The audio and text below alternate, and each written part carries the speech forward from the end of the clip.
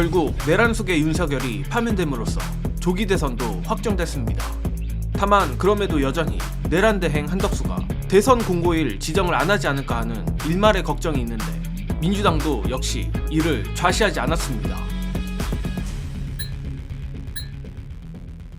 중앙일보 단독입니다. 민주당이 대통령 파면 직후 권한대행이 조기 대선 선거일을 신속히 공고하도록 강제하는 법안을 추진한다고 합니다.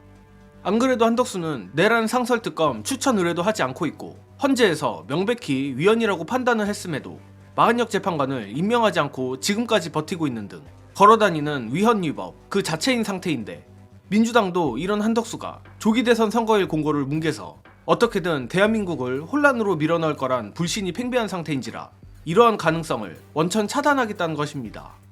보도에 따르면 김윤덕 민주당 사무총장은 4일 헌재 윤석열 파면 직후 의원단을 향해 이 조기 대선 강제 공고법을 공동 발의하자고 제안했다고 하며 이 개정안은 대통령이 거리하면 4일 이내 권한대행이 선거일을 공고하고 이때까지 공고하지 않으면 중앙선거관리위원장이 공고기한이 지난 날부터 3일 이내 공고한다는 내용입니다. 다만 정리능이 보기에 민주당으로선 정말로 진지하게 이 법안을 통과시켜 한덕수의 목리를 무력화하겠다는 것보다는 역시 민주당은 내란 완전 진압이 되는 그 순간까지 모든 수단을 총동원하겠다는 의지라고 생각합니다.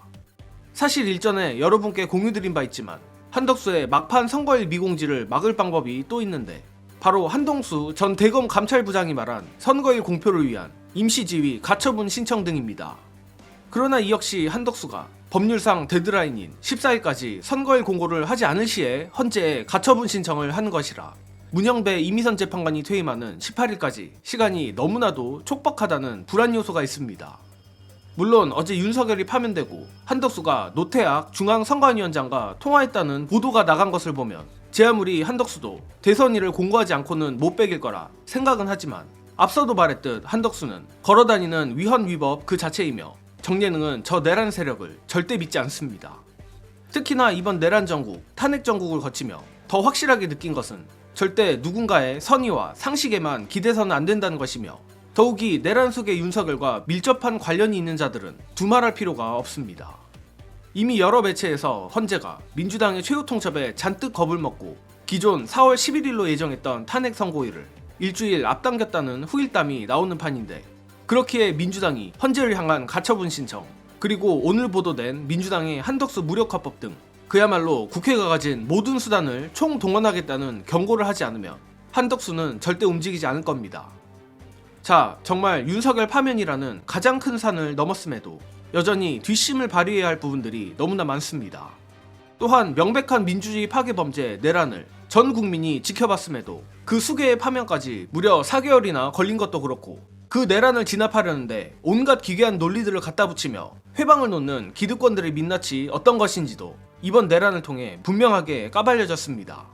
하지만 그런 말도 안 되는 기울어진 운동장에서 기어이 가장 큰 산을 넘었다는 것 자체가 저로선 기적이나 다름없다고 생각하는데 여전히 한덕수를 비롯한 내란 행정부라든지 검찰, 사법부 등 처리해야 할 내란 잔불들이 많지만 우리 민주시민들과 민주당은 내란 진압을 완벽히 완수하리라 믿습니다.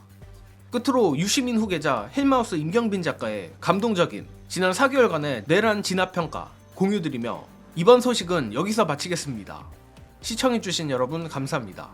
우리가 이제 어쨌든 내란 진압에 최종적으로 성공한 거잖아요. 친위 쿠데타를 제압하는 게 사실은 웬만한 군사 반란보다 훨씬 어려운 거예요. 아, 그럼요. 친위 쿠데타 진압을 성공하는 경우는 거의 없어요. 근데 일으켰는데 그거를 4개월에서 우리는 굉장히 긴 시간이라고 생각하지만 사실은 친위 쿠데타 진압에 있어서는 성공적으로 한 거고 그렇죠. 그런 아쉬움은 있죠. 사법 엘리트들이 마치 이 나라의 어떤 최종 결정권을 자기들이 갖고 있는 것처럼 행사하는 것처럼 착각해가지고 기간이 길어지고 있다. 그리고 중간에 막 풀어주잖아. 맞아. 법에서 그걸 마음대로 비틀어가지고 풀어주고 이런 과정을 거쳤기 때문에 우리 국민들이 불안했던 거거든요.